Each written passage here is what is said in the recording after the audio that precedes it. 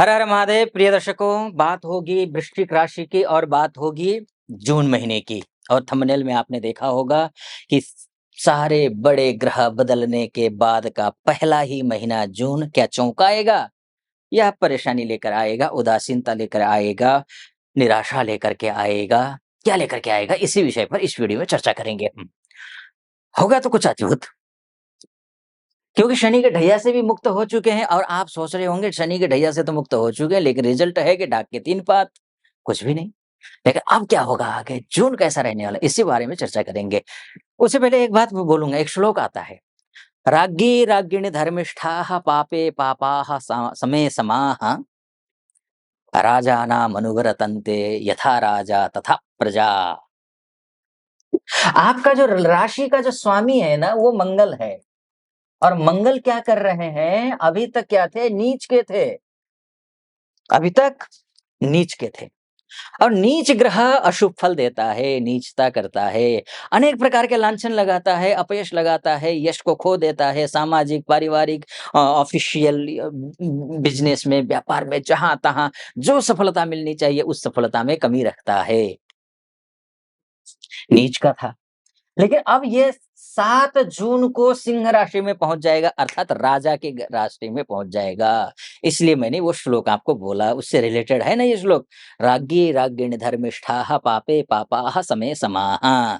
यानी कि राजा के घर में पहुंचेगा। कौन पहुंच रहा है? सेनापति पहुंच रहा है। सेनापति क्या फल देगा? आपका स्वास्थ्य को ठीक करेगा, राजा के घर में जाकर के वह प्रफुल्लित, लेकिन संकोच रहता है, ध्यान रखिएगा। राजा के घर में बोलते हैं ना, एक कहावत है ना, राजा के अगाड़ी और घोड़े के पिछाड़ी कभी खड़े नहीं रहना चाहिए। वही है, राजा के घर में गया हुआ है, पावरफुल तो बहुत ज्यादा हो गया है, लेकिन जहां थोड़ी सी बात बिगड़ी, काम खत्म। इसलिए धर्मार्थ काम मोक्षाणाम इससे कोपी न विद्यते। जिसके पास धर्म अर्थ काम मोक्ष नहीं होगा, ऐसा व्यक्ति अगर राजा के अगाड़ी जाकर के खड़ा हो जाता है, राजा के राशि में ऐसे ग्रह चले जाते हैं, लग्नेश हो खासकर, तो फिर उसको मुश्किलों का सामना करना पड़ता है। तो अब इसके लिए क्या करना है, ओवर कॉन्फिडेंट नहीं होना है। जहां आप ओवर कॉन्फिडेंट हुए, जहां राजा को लगा कि ये मेरे से बेहतर कर रहा है, मेरे से ज्यादा नाम कमा रहा है, मेरे से ज्यादा श्रेष्ठ है, तो काम खत्म है। वहां आप अपने ऑफिस में भी तो देखते होंगे ना, अब बॉस को जहां लगा कि ये मेरे से आगे निकल सकता है, इसमें इतनी काबिलियत है, तो वो आपको पत्ता काटना शुरू कर देता है। वही मंगल का होगा। इसलिए डाउन टू अर्थ रहना है, अपनी काबिलियत को संभालिए, उसको सही जगह पर सदुपयोग कीजिए। मैं कहता हूं आपका प्रोफेशनल लाइफ शानदार है इस महीने। आप स्वास्थ्य के दृष्टिकोण से अच्छे हैं इस महीने। ओवर कॉन्फिडेंस होने की वजह से शत्रु बना लेंगे, ये आप ध्यान रखिएगा। ये आपको ध्यान, ठीक है। इसके साथ साथ में शत्रु का कारण ऋण से उऋण होने के लिए इससे परफेक्ट टाइम दूसरा नहीं है। लेकिन ऋण से उऋण कब होंगे? जब पैसा आएगा। अब पैसा कैसे आएगा? जो नौकरी करेंगे तो नौकरी में प्रमोशन हो, या फिर नौकरी नहीं कर रहे हैं तो नौकरी में जो आपका जो है नौकरी लग जाए, या फिर बिजनेस कर रहे हैं तो कहीं कोई डील कर रहे हैं तो डील फाइनल हो जाए, या पैसा बिजनेस अच्छा चल जाए, या फिर कोई स्टार्टअप शुरू हो जाए, कुछ तो हो। तो उसके लिए या तो पैसा आएगा, या तो पैसा आने के लिए एक प्लेटफॉर्म तैयार हो जाएगा। ये आपका होता हुआ दिखाई दे रहा है। तो ऋण से उऋण होने का समय भी ठीक है। शत्रुओं पर विजय प्राप्त करने का भी समय ठीक है। आपको सपोर्ट मिलेगा, ध्यान रखिएगा। आप अगर ओवर कॉन्फिडेंट होकर के नहीं चले, आप राजा के साथ मिलकर के चले, यानी कि जिसके साथ आप जुड़े हुए हैं, जो बड़े व्यक्ति हैं, उनके साथ मिल करके चले, तो आप छोटे-मोटे व्यक्तियों को यूँ ही खत्म कर दोगे, यूँ ही मतलब उनसे खत्म कर दोगे, अर्थात उनको साइड कर दोगे, आप शिखर पर पहुँचोगे। ठीक है? आगे मैं बोलूँगा क्या कुछ होगा, उससे पहले एक निवेदन आपके समक्ष रखना चाहूँगा। यहाँ तक पहुँचे हैं आप और मेरा विश्लेषण सटीक लग रहा हो, चैनल को सब्सक्राइब कर दीजिएगा, महादेव का नाम लेकर के, क्योंकि महादेव का भक्त हूँ। और वीडियो को लाइक भी कर दीजिएगा और कमेंट बॉक्स में जाकर के हर हर महादेव यही लिखना है। 5 बार, 11 बार, 21 बार, जो भी श्रद्धा बने लिख दीजिएगा। चलिए आइए फिर से विषय पर वापस लौट करके आता हूँ। तो देखिए, सबसे पहले तो अब बात कर लेते हैं, भाई ठीक है, राजा के घर में जाकर के तो सेनापति रह रहे हैं, लेकिन राजा कहाँ हैं? अब राजा कहाँ हैं, ये बात है। अब राजा को देख लीजिए, राजा यहीं केंद्र में बैठे हुए हैं, उनके ही निगरानी में बैठे हुए हैं। यानी कि केंद्रेश होकर के केंद्र में ही बैठना, अर्थात जो राज सत्ता को वो अच्छे से संभाल रहे हैं। कब तक? ये सँभालेंगे 15 जून तक। 15 जून के बाद स्थिति अच्छी नहीं है। आपका प्रोफ़ेशनल कारक ग्रह कमज़ोर हो जाएगा, वो सूर्य कमज़ोर होने का मतलब ये है कि आपके बॉस आपसे थोड़ी दूरियाँ बढ़ा सकते हैं। कारण वो भी हो सकता है, ध्यान रखिएगा, ओवर कॉन्फिडेंट। पिताजी के साथ रिश्ते खराब हो सकते हैं या पिताजी के अगर तबीयत ठीक नहीं रहती है, पिताजी का ज़्यादा समय पिताजी के साथ बिताइए और पिताजी को कहिए दवाई टाइम से लें, सेवा कीजिए। और एक बात और कहूँगा, जिसका अ, वृश्चिक लग्न हो, राशि हो, उसको पिताजी के सानिध्य में हमेशा रहना चाहिए। अगर सूर्य खराब है, पितृ सुख मिलेगा ही नहीं। या तो बचपन में पिताजी का साथ छूट जाएगा, बड़े हो गए मान के चलिए नहीं छूटा साथ, बड़े हो गए तो मतभेद हो जाएँगे। ये समस्या है। तो पिताजी का साथ दीजिए, पिताजी की सेवा कीजिए। 15 जून के बाद, ठीक है जी? और सूर्य का दर्शन कीजिए और प्रोफेशनली आपको क्या करना है, सूर्य का दर्शन करना है। सूर्य को अर्घ्य देना है, आदित्य हृदय स्तोत्र का पाठ करना है।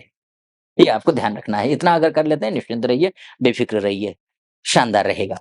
ठीक है जी। अब गुरु के साथ में अच्छा एक बात और समझ लीजिए, भई लाभ के ग्रह भी तो मायने रखते हैं ना। लाभ, किस चीज़ का लाभ? पैसे का केवल? नहीं जी, पैसा तो है ही, उसका लाभ तो है ही, सोर्स ऑफ इनकम है। साथ में क्या लाभ? धन लाभ, तन लाभ, स्वास्थ्य लाभ, सम्मान का लाभ, यश का लाभ, नौकरी में प्रमोशन का लाभ, व्यवसाय में कोई व्यवसाय डील हो जाए इसका लाभ। उसका ग्रह कहाँ है? ये भी 7 तारीख को 6 तारीख को यहाँ पहुँच जाएँगे अष्टम में। अष्टम में खराब होता है। सब लाभ तो नहीं मिलना चाहिए, लेकिन मिलेगा। कैसे मिलेगा? क्योंकि मिथुन राशि में है, वो स्वगृही है। स्वस्थः स्वगृहे कहा गया है शास्त्र ने। अपने घर में बलवान होता है।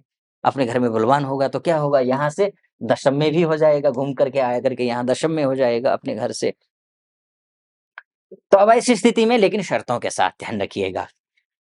क्योंकि यहाँ तो आ गया, चलिए ठीक है, अष्टम में है, खराब होता है, कमज़ोर होता है, लेकिन अपने घर में हो गया, स्वस्थ हो गया, थोड़ा-सा मजबूत हो गया, लेकिन 8 तारीख से अस्त हो रहा है।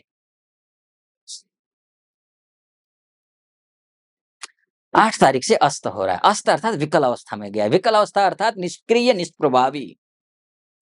तो ऐसा इसका मतलब ये हुआ कि आपको एक टाइम पे आप जोश-खरोश के साथ में आप जो है ना काम करना शुरू करेंगे। उसके बाद जाकर के एक समय आएगा फिर आप सोचेंगे अरे छोड़ो हटाओ, काम बनता-बनता बिगड़ रहा है, थक गए काम करते-करते, अब कुछ दिन आराम कर लेते हैं। अब छोड़ो इसको छोड़ दो, दूसरा कुछ काम करना शुरू कर देते हैं। तो आप टारगेट चेंज कर दोगे। अब टारगेट चेंज करने का मतलब ये है कि बनता एक साधे तो सब सध जाए, सब साधे सब जाए। एक को साधोगे तो सब सध जाएगा। एक को पूरा करो पहले, लक्ष्य को पूरा करो तो आप ठीक बन जाओगे, अच्छा हो जाओगे, निश्चिंत रहिए। ये भी एक अच्छी स्थिति है, लेकिन अधिक अच्छी स्थिति बनाने की ज़िम्मेदारी आपकी है। करना क्या है आपको? विष्णु सहस्त्र नाम का पाठ करना है। विष्णु सहस्त्र नाम का पाठ करना है एक। दूसरी बात, श्री गणपति अथर्व शीर्ष का पाठ करिए। दूसरी बात, गौ सेवा कीजिए, तीसरी बात, पौधों को पानी दीजिए बुधवार के दिन। अब आप सोचेंगे ये तो बहुत सामान्य बात है, लेकिन आपके लिए वृश्चिक लग्न वालों के लिए ये असामान्य बात है। आप दीजिए ना, जितना पौधा हरा-भरा होगा, जितना पौधा वटवृक्ष का रूप लेगा, आपका उतना ही धन-धान्य से परिपूर्ण होंगे, पैसे उतने ही आएँगे। आपका घर सामान्य घर से एक फ्लैट से लेकर के कोठी बन जाएगा। आप ये समझ कर चलिए। आप पौधों पर पानी डाल देना शुरू कीजिए। मैंने ध्यान रखिए, मैंने मोटा-मोटी और शुक्र की बात कर लेता हूँ, उसके बाद फिर जो है शुक्र देखिए, थोड़ा-सा अब दाम्पत्य जीवन में ध्यान रखिएगा। पार्टनरशिप हो, बिज़नेस में पार्टनरशिप हो या दाम्पत्य जीवन हो या फिर विवाह के लिए कहीं बातचीत चल रही हो, तो ऐसा नहीं कि भई बहुत अच्छी हो गई है दोस्ती, विवाह तो करना ही है, तो सारा दिल का जो है ना, है जो बोलना चाहिए वो भी बोल दिए, जो नहीं बोलना चाहिए वो भी बोल दिए। क्योंकि हर व्यक्ति में कुछ न कुछ रहस्य छुपा हुआ होता है। ऐसा कोई व्यक्ति नहीं है जिसके अंदर कोई रहस्य ना छुपा हो, जो नहीं बताएगा। अब आप पता चला कि सब कुछ उड़ेल दिए। तो आपके लिए नुकसान होगा, तो ध्यान रखिएगा। दाम्पत्य जीवन में भी और पार्टनरशिप में भी। फिर मैंने मोटा-मोटी तौर पर आपको बताने की कोशिश की कि ये जून का महीना कैसा रहने वाला है। अमूमन देखा जाए जून का महीना ठीक है, चौंकाने वाला है, कुछ रहस्य लेकर के आ रहा है, कुछ अच्छा लेकर आ रहा है। मैंने जो उपाय बताया है उनको फ़ॉलो कीजिए, निश्चित रूप से अच्छा होगा। बाकी देखिए आपकी कुंडली कितना अच्छी है, कितना वो मार्ग पर वो जो मैंने बताया ना उस रास्ता बताया ना कि अच्छा रास्ता है, उस पर चलने के लिए आपकी कुंडली तैयार है? इतनी ताकतवर है आपकी कुंडली? वो तो आपकी कुंडली देख कर के ही पता चलेगा। आप अपनी कुंडली के बारे में चर्चा करना चाहते हैं, महिला हैं या पुरुष हैं, देश में रहते हों या विदेश में रहते हों, तो नीचे नंबर है, उस नंबर पे कॉल कीजिए, व्हाट्सएप कीजिए, मेरी टीम से बात कीजिए, अपॉइंटमेंट ले लीजिए, निर्धारित तिथि पर मैं स्वयं आपकी कुंडली का विश्लेषण करूँगा। फिलहाल आप खुश रहें, प्रसन्न रहें, महादेव की कृपा आप पर बनी रहे, ऐसी मेरी कामना। अच्छा सटीक लगा हो तो सब्सक्राइब, लाइक और कमेंट ज़रूर कर दीजिएगा। फिलहाल अनुमति दीजिए। हर हर महादेव।